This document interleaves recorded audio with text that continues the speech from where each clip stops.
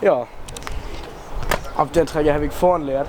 Das Besondere an der Träger ist, der ist schön klein und kompakt und das ist ein Joint Lütten Knutschkugelträger. Den kann man sich verlieben. Und das ist ein Lütten raus.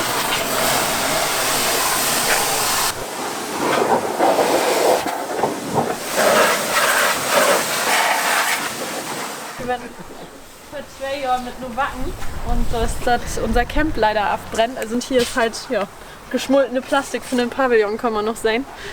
Ja, wäre ärgerlich, aber Papa hat dann Gott sei Dank weil er hinkriegen. Da wäre ich noch so lütt. Ich kann mich auch gar nicht daran erinnern, dass ich jemals nie Plattdeutsch-Schnack habe. Aber Mama vertellt das immer, dass sie sich doch in so ein bisschen ärgert hat.